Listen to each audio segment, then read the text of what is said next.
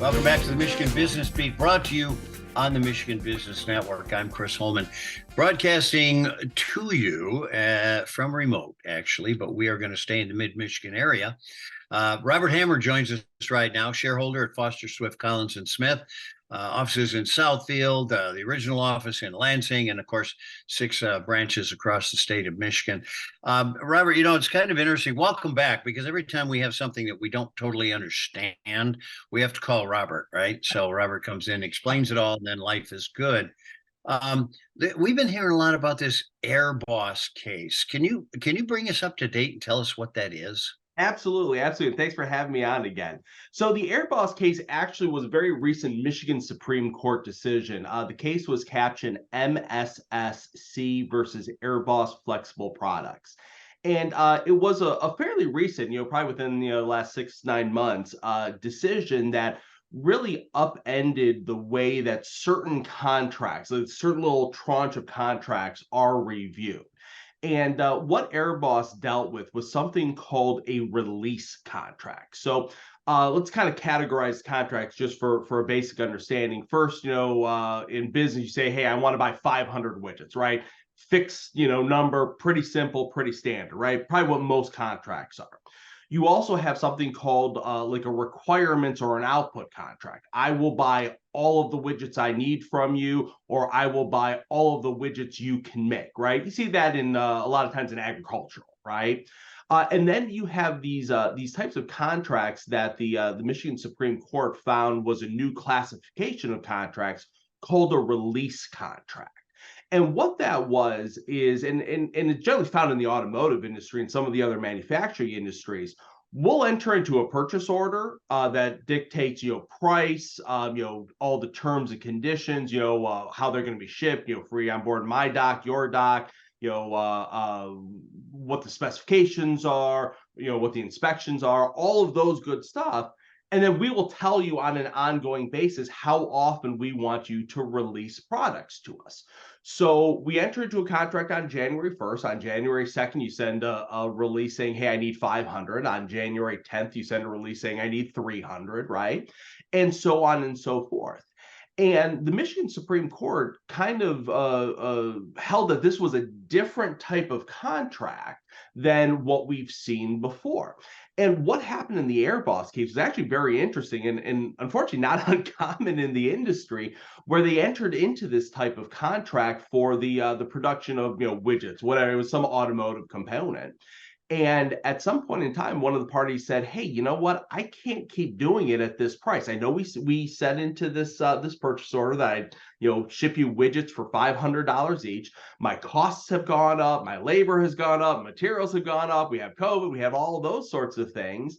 And I'm not going to fulfill these releases anymore. And in that case, the buyer filed the lawsuit saying, well, we have this contract, right? You signed this purchase order, and for years you accepted our releases, and this should be binding. You should not be able to say, no, I don't want to fulfill these anymore, right? And the Michigan Supreme Court sided with the manufacturer, said that, what? With these types of release contracts, you guys are agreeing on terms and conditions that are going to apply to any future orders. But orders are made on a basis by basis by basis.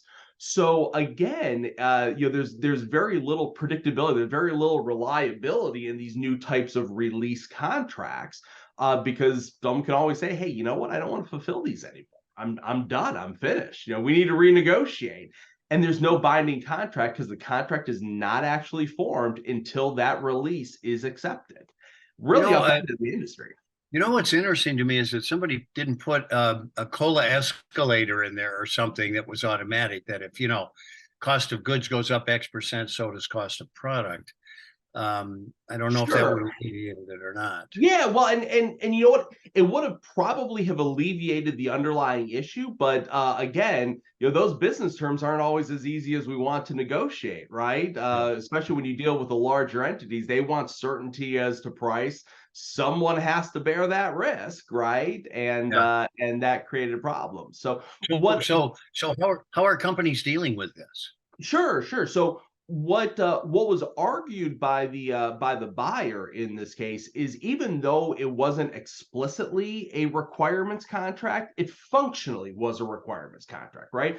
We agreed that we were going to buy all the widgets we needed from you. We didn't specifically say it, right? But that's what happened, right? That's functionally what happened, and the court rejected it. They said, no, that's not the case. So what we're seeing a lot more of is a shift from, in the industries that deal with these release contracts, is a shift towards an explicit requirements, right? Or a percentage of my requirements, right? Purchase order that says I'm going to buy 100% of the widgets I need of this particular stock number, or, I'll buy, 80% or 70%, whatever it is. But having that mutual obligation on day one is what we're seeing a lot of, to try to get around this Airboss decision. Robert, And we got about a couple, creative lawyer hacks.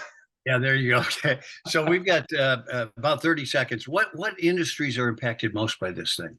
Manufacturing. We see it a lot in the automotive industry, although the automotive industry has been trending towards requirements contracts for a little bit.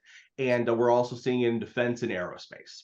All right, keep an eye on that, and we'll bring you back periodically for updates and other things that make us scratch our heads. Robert Hamor, shareholder at Foster, Swift, Collins & Smith, Southfield office, and of course Lansing and across the state with 6 other offices. You've been watching the Michigan Business Beat on the Michigan Business Network. I'm Chris Holman.